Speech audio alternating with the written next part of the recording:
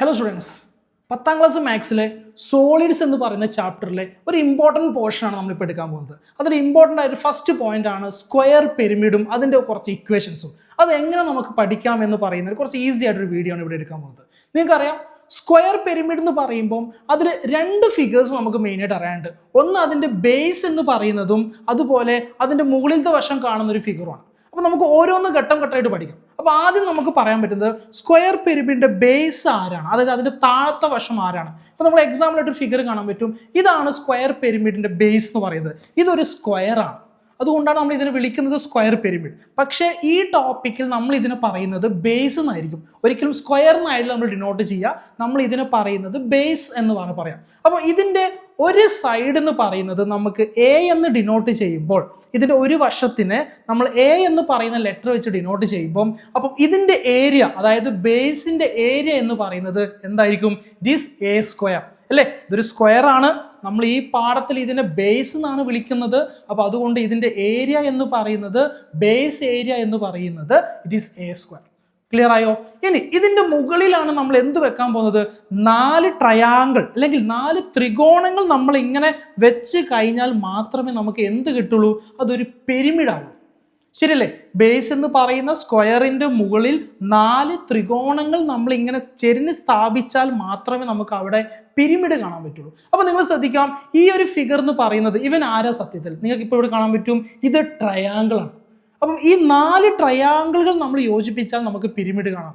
ഈ ടോപ്പിക്കിൽ ഈ ഭാഗത്ത് നിങ്ങൾ ഇതിന് നമ്മൾ ട്രയാങ്കിൾ എന്നല്ല വിളിക്കുന്നത്, ഇതിന് നമ്മൾ കൊടുക്കുന്ന പേര് ഇറ്റ് ഈസ് ലാറ്ററൽ ഫേസ് ആണ്. മലയാളത്തിലാണെങ്കിൽ പാർശ്വമുഖം. അപ്പൊ നമ്മൾ ഇതിനെ ഇവിടെ വിളിക്കുന്നത് എന്താണ്? ഇറ്റ് ഈസ് ലാറ്ററൽ ഫേസ് ആണ്. അപ്പൊ നിങ്ങൾ ഇതിനെ പറ്റി പഠിക്കുകയാണെങ്കിൽ നിങ്ങൾക്ക് നോക്കാം, ഇതിന്റെ ബേസ് എന്ന് പറയുന്ന സാധനം, ഈ ഒരു പോർഷൻ നിങ്ങൾ കാണുന്നുണ്ട് എൻ്റെ ഫിഗർ. ഈ ഒരു പോർഷൻ എന്ന് പറയുന്നത് സ്ക്വയറിന്റെ ഈ പോർഷനും ഇവർ രണ്ടാളും തുല്യമാണ്. അപ്പൊ സ്ക്വയറിന്റെ ഒരു സൈഡ് എ ആണെങ്കിൽ ഇതിന്റെ ഈ ഒരു സൈഡ് നമുക്ക് എ എന്ന് ഡിനോട്ട് ചെയ്യാം. റൈറ്റ്? രണ്ടും തുല്യമായിരിക്കും. സ്ക്വയറിന്റെ ഒരു സൈഡ് 10 സെന്റിമീറ്റർ ആണെങ്കിൽ ഈ ലാറ്ററൽ ഫേസ് അല്ലെങ്കിൽ ഈ ട്രയാങ്കിൾ എന്ന് പറയുന്ന ലാറ്ററൽ ഫേസിന്റെയും ഈ താഴെ കാണുന്ന ബേസും 10 സെന്റിമീറ്റർ ആണ്, ഈക്വൽ ആണ്. ഇനി പഠിക്കാനുള്ള മറ്റു 2 കാര്യങ്ങൾ. ഒന്ന്, ഈ ട്രയാങ്കിളിന്റെ ഇവിടെ കാണുന്ന 2 സൈഡുകളാണ്. ഈ ട്രയാങ്കിളിന്റെ 2 സൈഡുകളെയും നമ്മൾ വിളിക്കുന്നത് ലാറ്ററൽ എഡ്ജ് എന്ന്, അല്ലെങ്കിൽ പാർശ്വവക്ക് എന്നാണ് നമ്മൾ അതിന് പറയാം. റൈറ്റ്? ഇതിന്റെ പേര് പാർശ്വമുഖമാണ്. അപ്പൊ ഇതിന്റെ ഒരു വശം എന്ന് പറയുന്നത് പാർശ്വവക്ക് അല്ലെങ്കിൽ ലാറ്ററൽ എഡ്ജ് ആണ്.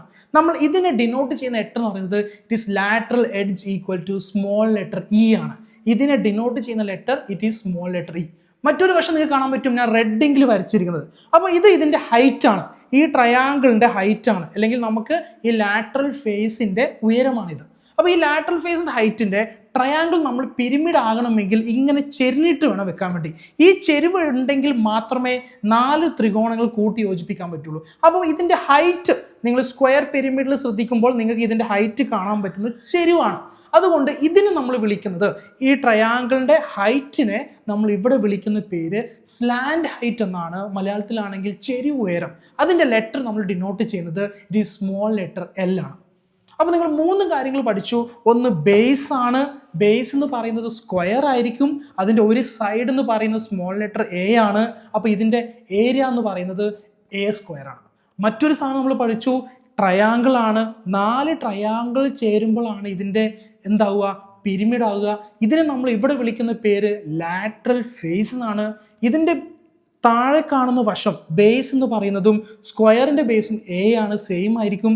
ഇതിന്റെ ഈ 2 വശങ്ങൾക്ക് നമ്മൾ കൊടുക്കുന്ന പേര് ലാറ്ററൽ എഡ്ജ് എന്നാണ്, പാർശ്വവക്ക് എന്നാണ്.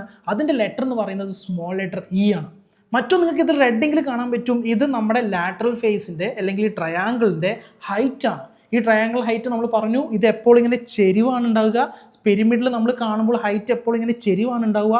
അതുകൊണ്ട് നമ്മൾ ഇതിനെ വിളിക്കുന്ന പേര് സ്ലാൻഡ് ഹൈറ്റ് അല്ലെങ്കിൽ ചെരിവ് ഉയരം. മറ്റൊരു കാര്യം ഇതിൽ പഠിക്കാനുള്ളത്, നമുക്ക് ഒരു സ്ക്വയർ പിരമിഡ് ഇങ്ങനെ സ്ഥാപിച്ചു കഴിഞ്ഞാൽ നമുക്ക് മനസ്സിൽ സാങ്കല്പികമായിട്ട് നിങ്ങൾക്ക് കാണാൻ പറ്റും, ഒരു ഹൈറ്റ് എന്ന് പറഞ്ഞാൽ ഈ ടോപ്പിൽ നിന്നും, ഈ പിരമിഡിന്റെ ടോപ്പിൽ നിന്നും ഒരു ഹൈറ്റ് താഴേക്ക് ഇങ്ങനെ പോകുന്നുണ്ടാവും. ഇതിനാണ് നമ്മൾ ഡിനോട്ട് ചെയ്യുന്ന height. This is small letter H, ഉയരം. അപ്പോൾ ഈ ഉയരം എന്ന് പറയുന്നത് സമചതുര സ്തൂപിക അല്ലെങ്കിൽ സ്ക്വയർ പിരമിഡിന്റെ ഹൈറ്റ് ആണ്.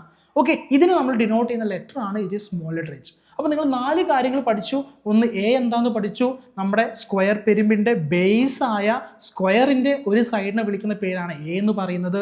മറ്റൊരു കാര്യം പറഞ്ഞു, ഇ എന്ന് പറയുന്നത് ഈ ലാറ്ററൽ ഫേസിന്റെ ഒരു സൈഡ് അല്ലെങ്കിൽ ഈ കാണുന്ന 2 സൈഡിൽ നമ്മൾ കൊടുക്കുന്ന ലെറ്റർ ആണ് ഇ എന്ന് പറയുന്നത്. മറ്റൊരു കാര്യം നമ്മൾ പഠിച്ചു, ഈ റെഡിൽ കാണുന്ന ലാറ്ററൽ ഫേസിന്റെ ഹൈറ്റ് എന്ന് പറയുന്നത് അതിനെ നമ്മൾ വിളിക്കുന്ന പേരാണ് സ്ലാൻഡ് ഹൈറ്റ് അല്ലെങ്കിൽ എൽ എന്ന ചെരിവ് ഉയരം, അതിനെ സ്മോൾ ലെറ്റർ എൽ ആണ് ഡിനോട്ട് ചെയ്യുന്നത്. 4മതൊരു സാധനം പഠിച്ചു, സമചതുര സ്തൂപിക അല്ലെങ്കിൽ സ്ക്വയർ പിരമിഡിന് ഒരു ഹൈറ്റ് ഉണ്ടാവും, അതിന് നമ്മൾ എന്ത് വിളിക്കും? സ്മോൾ ലെറ്റർ എച്ച് എന്ന് വിളിക്കും. അപ്പോൾ ഇത്രയും കാര്യങ്ങൾ മനസ്സിലാക്കിയിട്ട് നമ്മൾ അതിൻ്റെ കുറച്ച് ഇക്വേഷൻസ് പഠിക്കാം. അപ്പോൾ അത് നമ്മളെ റൈറ്റ് ആംഗിൾ ട്രയാംഗിൾ അല്ലെങ്കിൽ പൈതഗോറസ് തിയറം എന്ന തിയറം വെച്ചുകൊണ്ട് നമുക്കൊരു ഇക്വേഷൻ പഠിക്കാണ്ട്. ഒന്നാമത്തെ ഇക്വേഷൻ നിങ്ങൾക്കറിയാം, e square equal to a/2 whole square plus l square. രണ്ടാമത്തെ equation l square equal to a/2 whole square plus h square. ഈ 2 ഇക്വേഷൻ നിങ്ങൾ ബൈ ഹാർട്ട് പഠിക്കണം, കാരണം ഇമ്പോർട്ടൻ്റ് ആണ്. ഒന്നുകൂടി റിപ്പീറ്റ് ചെയ്യാം, e square equal to a/2 whole square plus l square, l square equal to a/2 whole square plus h square. മറ്റൊരു 2 കാര്യങ്ങൾ നമ്മൾ പറഞ്ഞു, ഇതിൻ്റെ ബേസിൻ്റെ ഏരിയ, ബേസ് എന്ന് പറഞ്ഞ സ്ക്വയർ ആണ്, അപ്പം ബേസിൻ്റെ ഏരിയ എന്ന് പറയുന്നത് എ സ്ക്വയർ ആണ്. നമ്മൾ ഇതിനെ പറയുന്ന പേര് ലാറ്ററൽ ഫേസ് എന്നാണ്. അപ്പോൾ ഈ ലാറ്ററൽ ഫേസിൻ്റെ ഏരിയ എന്ന് പറയുന്നത് ഇറ്റ് ഈസ് 2AL, അതായത് 2 ഇൻറ്റു എ ഇൻറ്റു എൽ എന്ന് പറയുന്നത് 2AL. ക്ലിയർ ആയോ? ഇനി ടോട്ടൽ സർഫേസ് ഏരിയ എന്ന് പറയുമ്പോൾ ഇത് രണ്ടും കൂടി കൂട്ടുമ്പോൾ ഉണ്ടാകുന്ന ഏരിയ, അതായത് എ സ്ക്വയർ പ്ലസ് ടോട്ടൽ എന്ന് പറയുമ്പോൾ ഉപരിതല പരപ്പളവ് എന്ന് പറയുന്നത് എ സ്ക്വയർ പ്ലസ് 2AL. അപ്പോൾ ഈ 2 കാര്യം മറക്കരുത്. ബേസിൻ്റെ ഏരിയ എ സ്ക്വയർ ആണ്, ലാറ്ററൽ സർഫേസ് ഏരിയ അല്ലെങ്കിൽ പാർശ്വമുഖ പരപ്പളവ് 2AL ആണ്. അപ്പോൾ ടോട്ടൽ സർഫേസ് ഏരിയ ഉപരിതല പരപ്പളവ് എന്ന് പറയുന്നത് എ സ്ക്വയർ പ്ലസ് 2AL ആണ്. മറ്റൊരു ലാസ്റ്റ് ഇക്വേഷൻ ഇമ്പോർട്ടൻ്റ് ആണ്, ഇതിൻ്റെ വോളിയം അല്ലെങ്കിൽ സ്ക്വയർ പിരമിഡിൻ്റെ വ്യാപ്തം കാണുക എന്ന് പറഞ്ഞാൽ ഇക്വേഷൻ ഇത്രയേ ഉള്ളൂ, it is volume equal to 1/3 a² h.